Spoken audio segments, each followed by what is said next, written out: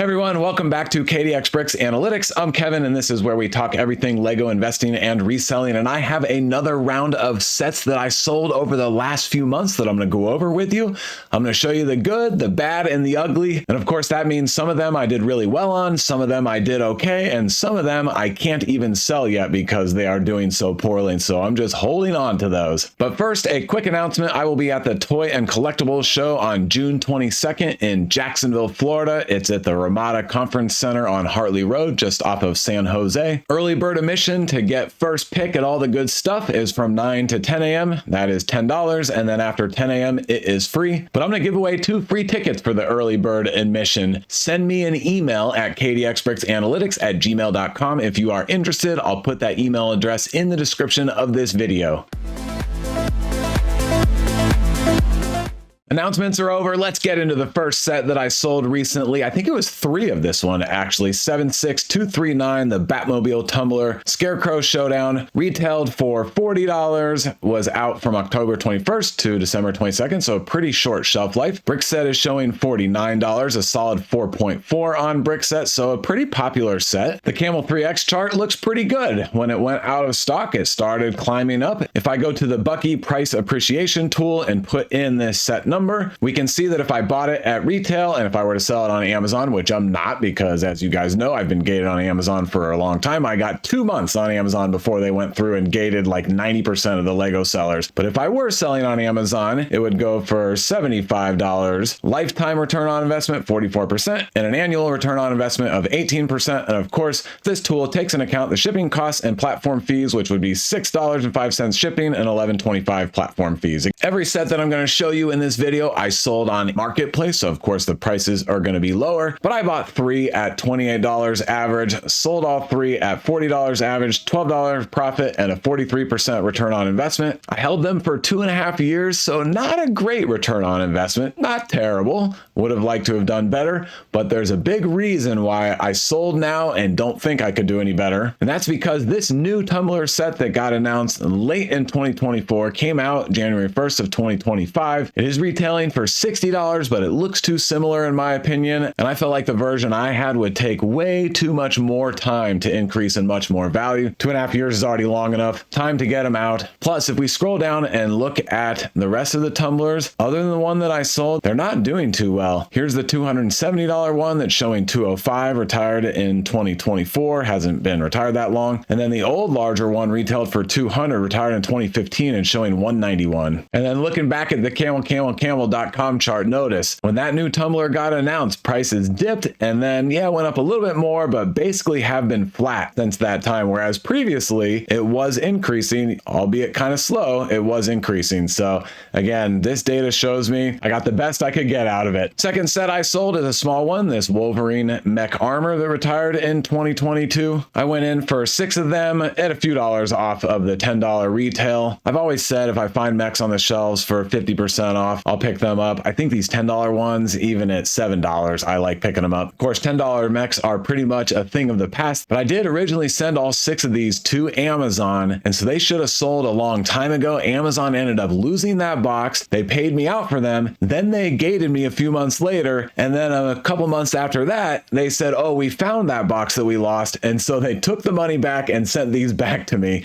A whole mess, but basically, I now have 5 of the 6 left when they should have been gone darn near a year ago. The Camel 3X chart is pretty good and about what you would expect for mechs on Amazon. They do go up to $25 or $30, but I only sold my one so far for $15 locally. Of course, I don't have to pay shipping and fees, so that's pretty comparable to what it's going for on Amazon. $8 profit, but 114% return on investment. Just a lot of work for one $8 profit. So again, now that I can't sell on Amazon, I don't buy as many smaller sets because it's too much work to sell each unit. Let's take a quick look at X-Men and Wolverine sets in demand. We've got the X-Men Jet with the Wolverine minifigure. Cool build, cool set. Not quite this year's Hoopty because the set is actually decent, but extremely overpriced, like more than 50% overpriced. We've got the X-Mansion, also with a Wolverine minifigure, also very overpriced at $330. But I actually kind of want this one. I would pay in the high 200s for personal collection, not for investing. I have to be much lower than that. And I actually want an X-Men X-Jet also video, but I don't know if that's going to happen because I'm not willing to pay more than about $40 for that one. And then scrolling on down, minifigures, and we've got Wolverine's Adamantium Claws. Awesome set. I grabbed a few of these, I think at 40% off. So selling for retail after shipping and fees is pretty good. The Wolverine construction figure. I typically don't invest in the brick built action figures, and then the Wolverine mech that I sold, and then a couple of older Wolverine sets. So really not a lot, and this is the only mech so far. So I can see this one being pretty popular because Wolverine is awesome. And then the next set I sold is the Iron Man mech armor, also retired in 2022, retailed for 10. And same story, I sold it for 15, 114% ROI. Here's the Camel 3X chart, looks very similar to Wolverine's, has cooled off a little bit lately. I think a new Iron Man mech came out. Correct me in the comments if I'm wrong. Okay, so it seems like a lot of work to sell these small $10 sets. I just led my commentary and thought process in that direction, but I did sell both of these mechs together. So now it's not as bad. It's buying a $20 set for $14 and selling it for $30 basically. Get that $16 profit. Feels a lot better to me selling them together and doing a lot less work per unit. Next set I sold is this Technic Jeep Wrangler, and I did great with this one because I got it 50% off. Retails for $50, but Walmart was selling a lot of these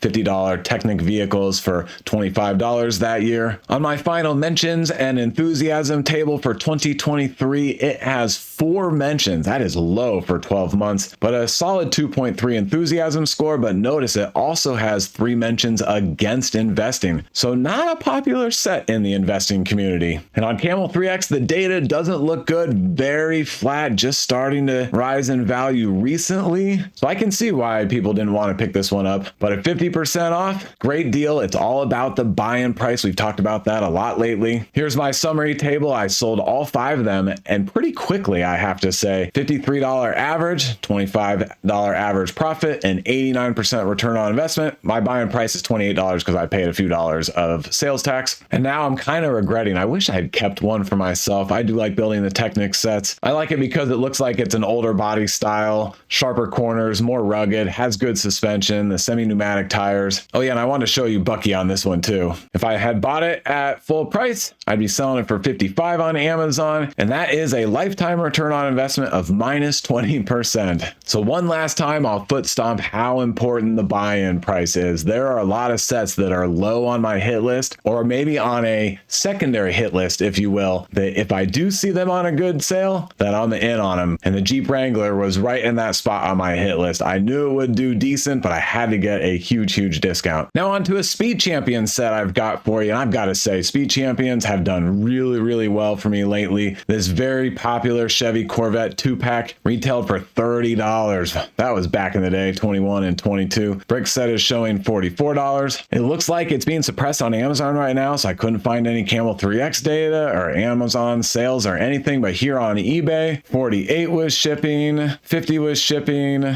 53 was shipping, another 50 was shipping, but on Walmart, $67.50. That is awesome. I bought my 5 at an average of $20, sold 4 of the 5 at $36. This time I remembered to keep one for myself. $16 profit, 80% return on investment. With how easy it is to store Speed Champions and how quickly they sell once I post them on Facebook Marketplace, this $16 profit, 80% ROI is fantastic. I could get these things to fly off the shelf. I just need to get more of them. And that 1968 Corvette is fantastic. Not too many stickers, which is awesome. And now another Speed Champion set. This time retired at the end of 2023, the Aston Martin 2-pack. This one had 18 mentions in 2023. That sounds like a pretty big number, but if I recall, it was on the lower end of Speed Champion sets. 2.2 enthusiasm score and 2 mentions against. For reference, the top of this table had 96, 76, 67 mentions. The highest Speed Champion set was the Aston Martin 007 DB5, 47 mentions. Fast and Furious Dom's Charger was 37 mentions. So yeah, 18 mentions isn't great.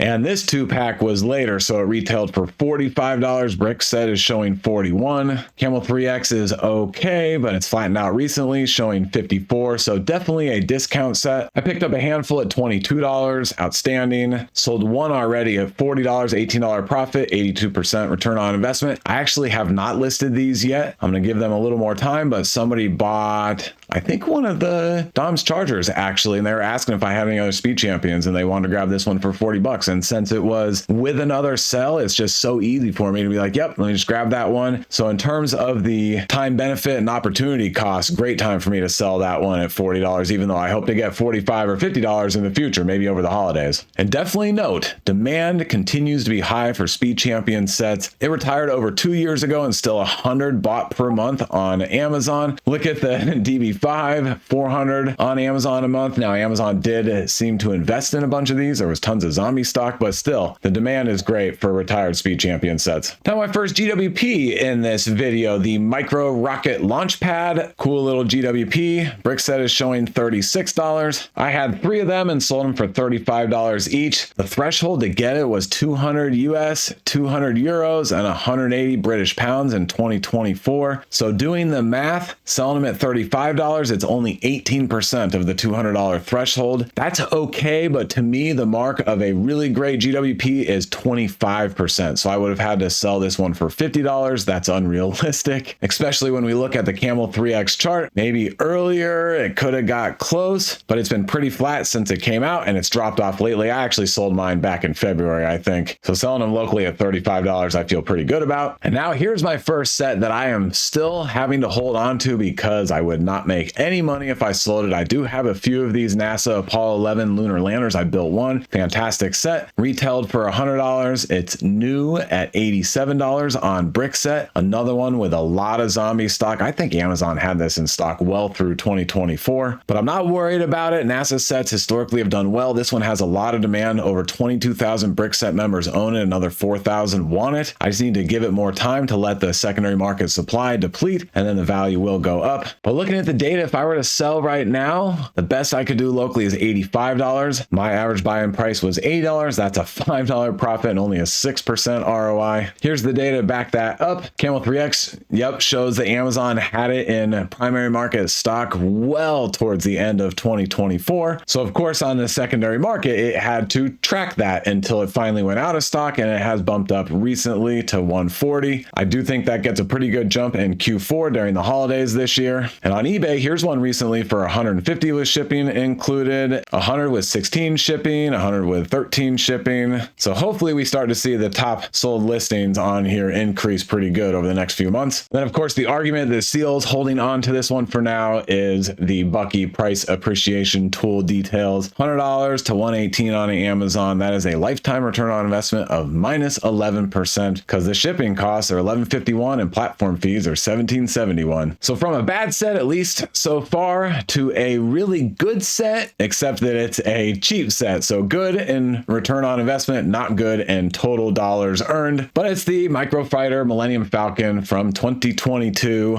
The Camel 3X chart looks good, pretty typical for the halfway decent microfighters. I imagine it'll keep climbing gradually over the next few years, but it was time for me to unload the one that I had. I sold it for $15, procured it for $5, so the profit was $10, and like I said, an outstanding 200% return on investment. I don't even remember where I picked it up for $5. I know I grabbed it for personal collection, and the funny thing is somebody gave me one for personal collection, so I sold the other one. Now to an old Star Wars set that I just had lying around, the Pisana Speeder Chase from our favorite episode 9. That's sarcasm for anybody that doesn't know me well. This set retailed for $40. Brick set is showing $38. Funny enough, this is another one that I picked up really cheap, and then one of my kids got it for one of his birthday parties from a buddy of his. And so of course we didn't need 2 of this terrible set, and they had fun building the one that they got. And so it was time for me to sell this one. The Camel 3X chart is pretty rough. Retailing for $40 back in 2020, it was 20% off a lot. And then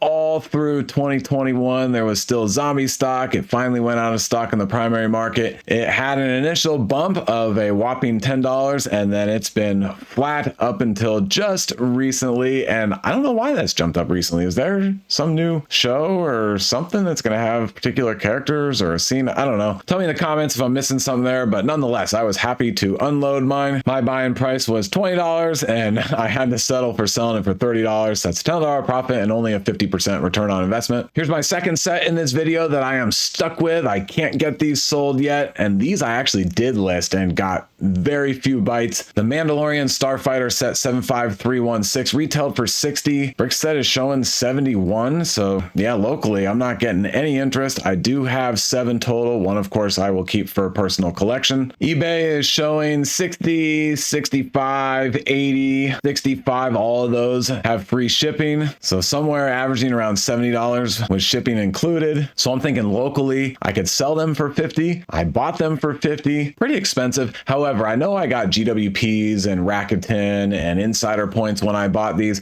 and I didn't factor any of that into my purchase prices. So the GWPs that I got with this and all the other sets that I can get with the Rakuten and points will basically be free. And of course, I get to thank this set for those sets. But still, $50 buy-in, $50 sell price, 0% return on investment or profit. And what's pretty wild is these minifigures are pretty good. Gar Saxon showing $38 on Brickset. Bo-Katan, we all were hoping this would do a lot better, $10. And then the Loyalist is $9. Why are these two not doing as well as we originally thought? Because they appear in 2 sets and they got one of the daggers when it comes to retaining minifigure value. They were released in magazines in Europe. So there's the Bo-Katan, and then here is the Loyalist. We don't have access to those in the United States, but a bunch of these minifigures got out, so the value went way down. And that's one of the big reasons why the value is flat, and it's been flat for a year and a half. The price appreciation on Bucky isn't much better, but there's a little bit of life, a lifetime return on investment of 16% with an annual of 7%. So it's showing the current Amazon price is $90. So I really hope to sell mine soon. I'm going to try this holiday season, and if they don't go then, come January, February, I'm going to post them on eBay for the best price I can get, so I can use whatever cash I can to try to multiply it in a different set that hopefully will do much better. Here's my third set in this video that I'm still holding on to. I haven't even tried listing any of my dioramas, but I'll highlight the Death Star Trench Run because this one doesn't have any minifigures, so it's probably doing the worst out of the 3. $70 retail. Brickset is showing a value of 59. On eBay, 66 with free shipping,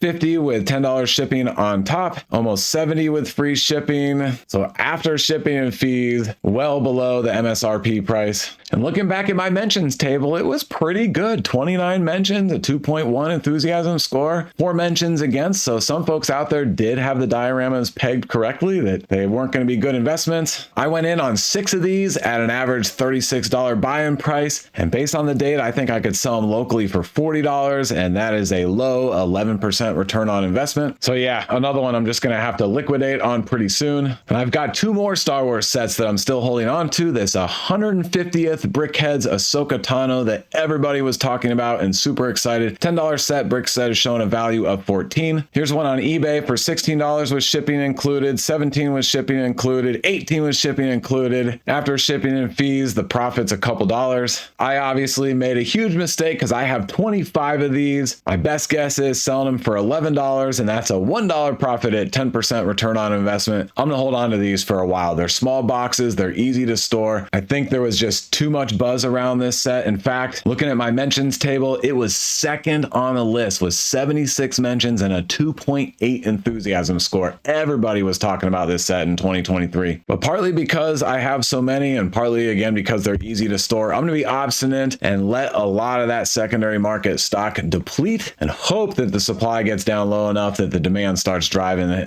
this price point up. And then the last one I'm still holding on to is another Brickhead set, the Battle of Endor Heroes, well below a 1-year shelf life, went 40% off. I don't think it's crazy oversupplied. Retailed for $40. Brickset is showing 37. eBay is showing, here's one 35 with shipping, 36 with shipping. I've talked about this recently. If you break these open and sell them individually, they do a lot better. I think that's what I'm going to end up having to do with this set. On my 2023 cumulative table, it was 3rd place, 67 mentions with a 2.7 enthusiasm score. And remember, this one didn't have all 12 months in the year for people to be talking about it. It only had the last 7 months. So this could have been the #1 set if it had 12 full months, but it is doing so poor so far. My best guess is I could sell them for only $25 at the 40% off price point. That is a loss of $3 and a minus 12% return on investment. But if I break them apart, I think after shipping and fees, I can do $40 to $50 per box. But that's a lot of work. That's 5 different items that I got to sell and ship multiplied by 19. Now on to a couple couple of Bricklink designer program sets. The Snack Shack retailed for $50. Brickset is showing 67. It's an adorable little set, 4.5 on Brickset. Nice build. I actually got two, and I think I still have one that I plan on building for personal collection. After taxes, I spent $54 on it in 2024. I sold one locally for $65. That's an $11 profit and a very low 20% return on investment. And then the second Bricklink set is this Monster Mountain Fortress, retailed for $380. Brickset is showing $493. So at least there's a little bit of life there, a solid 4.6 on Brickset. And I bought two and I actually unloaded both of them already. $406 after taxes, sold one locally for $480. That's a $74 profit and an 18% return on investment. I'm okay with this. I wish it was more like 30% ROI, but at least for the single transaction, it was a $74 profit. And then I did something funky with the second one I sold. I got a little bit of cash, but I mostly did a trade. So the same $406 purchase price, but I traded it for $80 cash and one awesome unopened cantina. If we look at the cantina, I know we all remember this was a $400 set, showing $405 on Brickset right now. Awesome set with 21 minifigures. So many of them are great. So many of them are exclusive. Here on Camel 3X, it has jumped up recently on Amazon to almost $600. On eBay, $500 with 65 shipping, $490 with 21 shipping, $550 with 64 shipping. That's outstanding on eBay. $510 with 33 shipping. I still think this one has a lot of runway. The price tool on Bucky is only showing an 8% return on investment, but remember, it just retired at the end of 2024. So I'm actually really happy with this transaction. I think I'll be able to sell Cantina locally for around $550 in a year or so, which means that my $406 will turn into over $600. Now, I do want to take a moment to talk about the Bricklink Designer Program sets going forward. So here's that main page. Series 3 is done. I did buy two of the Harbor Master's Office, two of the Forest Stronghold, and two of the Camping Adventure. You guys know I love camping, and I bought two of each of those because I actually want one of each for personal collection. And then I figured, hey, no big deal to get a second. I think they'll get me 20 to 25% return on investment, like we've already kind of seen, especially Forest Stronghold. That's kind of a cool set, even though it's a little bit messy, but the Harbor Master's Office looks sharp. I know it wasn't that popular, didn't sell out that quickly, but it looks sharp. But after Series 3, now we look at Series 4. I passed on all of these. I do like the Medieval Seaside Market, but I feel like we have one or two sets that are too similar to this from Lego.com themselves. Wasn't interested in either of these. Hey, maybe they'll grow in value, but with the Bricklink Designer Program sets, I want to make sure that I buy ones that I really like. So if I end up getting stuck with them, I'm thrilled to build them for personal collection. The Riverside Scholars set is kind of cool, but probably a little too niche. And then I didn't like the Siege Encampment. Too many little pieces. I like expensive sets to be one big expensive build, maybe with a couple of side builds. Now we come to Series 5. This starts in 9 days from recording this. By the time I post this video, it's just going to be a few days until Series 5 starts. The Thieves of Tortuga is awesome. I might get that one for personal collection. I know the Mushroom Village, this is basically Mushroom House 2.0,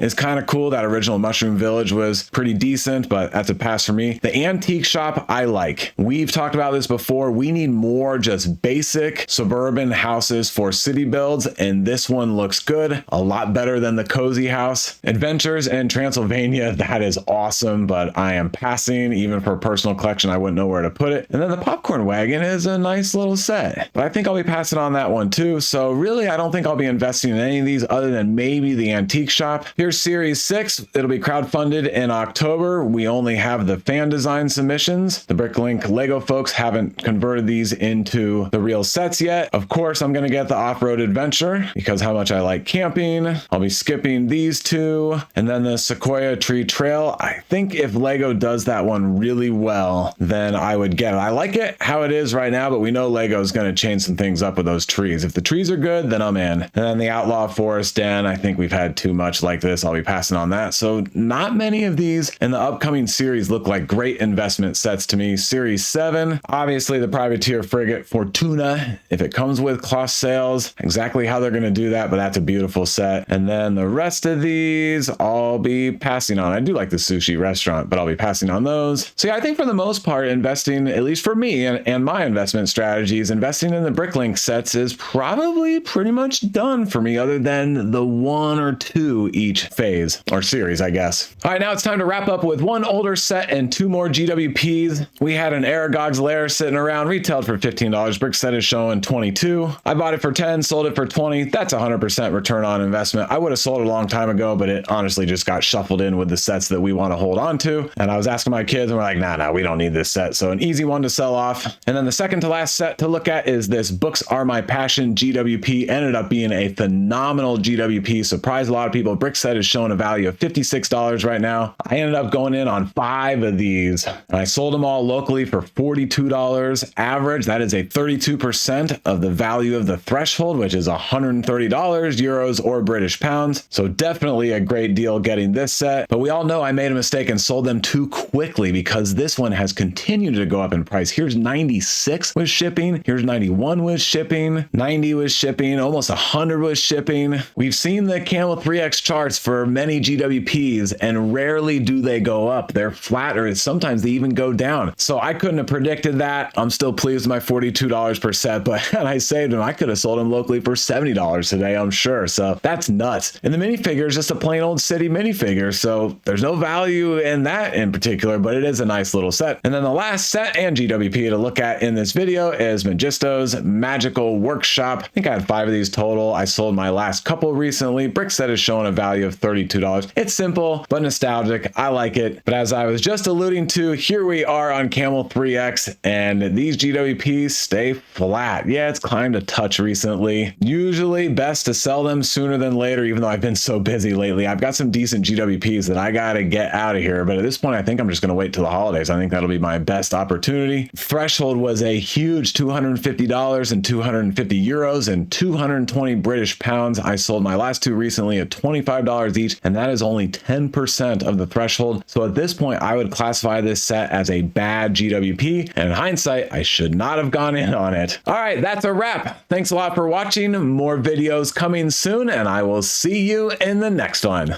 Oh, and don't forget, my videos are for entertainment purposes only. I do not provide financial advice. You got to get that from somebody else.